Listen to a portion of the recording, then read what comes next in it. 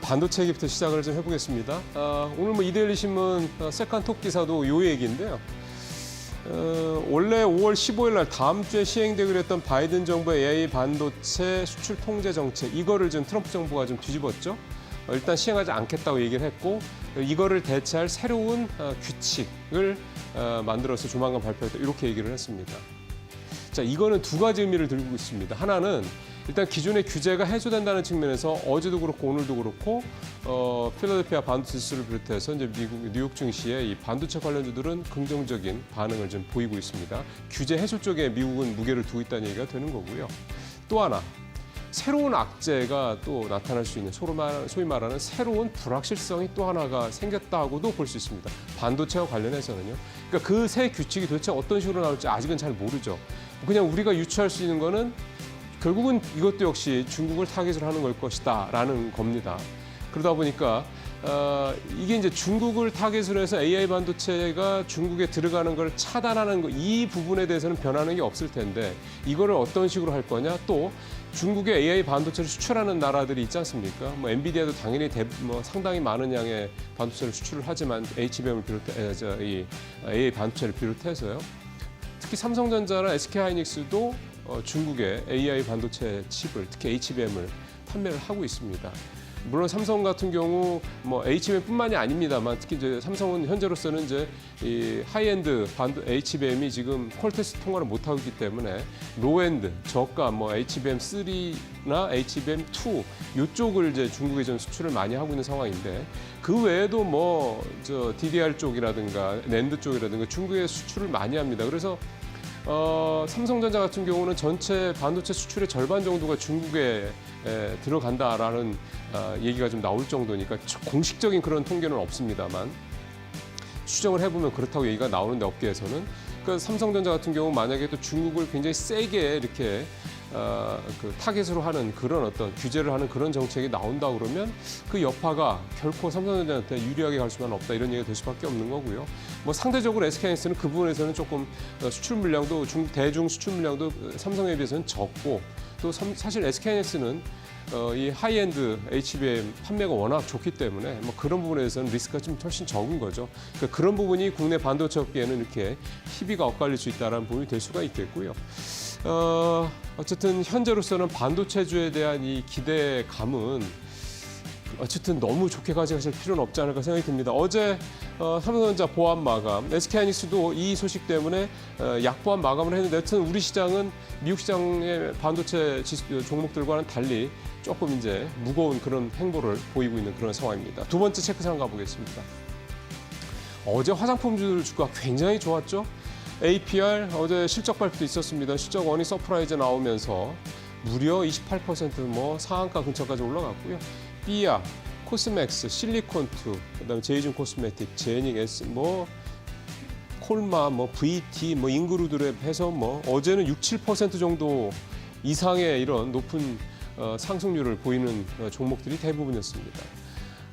사실 화장품 종목들은 이미 이제 트럼프 대통령의 보편 관세가 4월부터 부과가 되고 있습니다. 그러니까 예를 들어서 이제 그동안 미국에 수출하던 화장품이 그 전보다 10% 정도 비싸게 이제 팔릴 수밖에 없는 그런 상황인 거죠. 물론 이 부분을 10% 그대로 다 가격에 전가시켰는지는 뭐 확인은 좀 해보질 못했습니다만, 어쨌든 가격이 오를 수밖에 없다는 얘기입니다.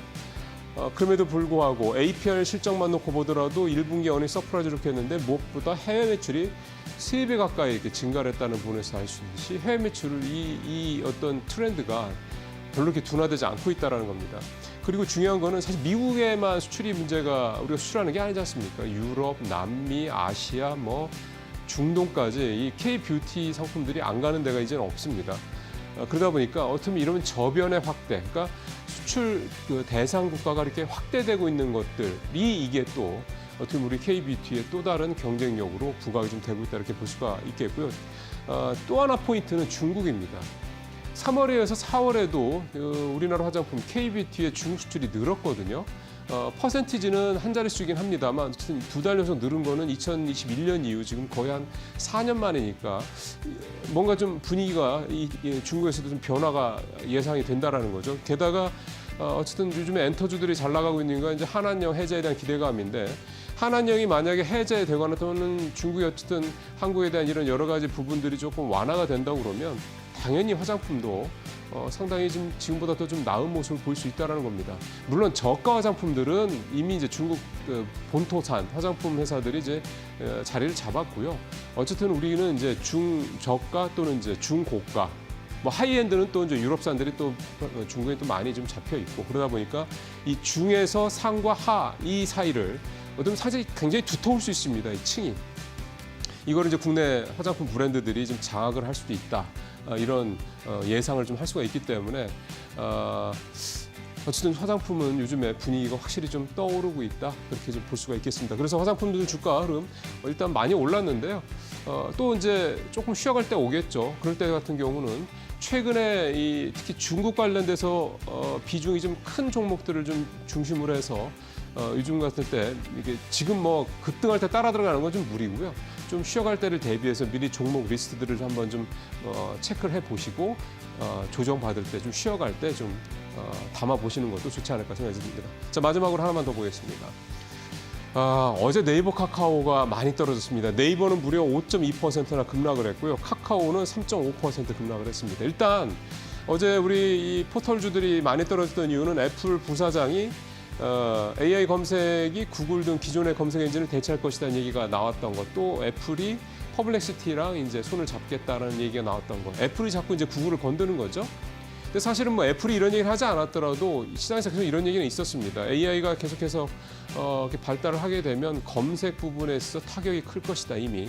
그래서 이게 사실은 구글이 알파벳 주가가 좀 조정을 받았던 이유이기도 했습니다. 이제 지나다 그 이후에 이제 다시 이제 반등을 많이 했다가 다시 이 얘기가 좀 떠오르고 있는 그런 상황이고, 이렇게 되면 이제 국내에서 이 검색 관련돼서는 뭐 네이버, 카카오 두 회사니까 부진을 할 것이 좀 부담이 될 것이다 이런 얘기가 좀 된 거고요. 그래서 특히 이제 네이버가 어제 많이 떨어졌고요. 어제 카카오 같은 경우 실적도 나왔는데 좋지 않습니다. 보시는 것처럼 매출 마이너스 6%, 영업이익 마이너스 10%, 어닝 쇼크가 발생을 했죠.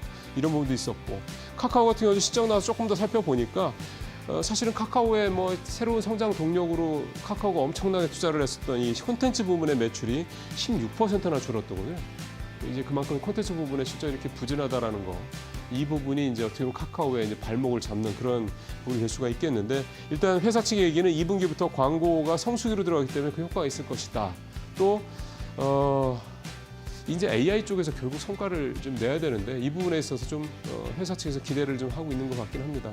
또 네이버, 카카오는 뭐 낙관적으로만 보는 걸 수도 있긴 하겠습니다만, 새 정부가 AI에 100조를 투자를 할 것이다라는 이재명 후보의 얘기가 나오고, 또 이재명 후보가 지금 차기 대선에서 가장 유력한 후보로 좀 현재 돼 있기 때문에 그런 점들을 감안해서 이게 그대로 된다고 그러면 AI 쪽에는 새 정부가 투자를 굉장히 많이 할 것이고, 그렇게 되면 결국은 가장 앞서 있는 이 두 회사가 가장 수혜를 받을 수 있다, 이런 해석도 좀 해볼 수가 있어서요.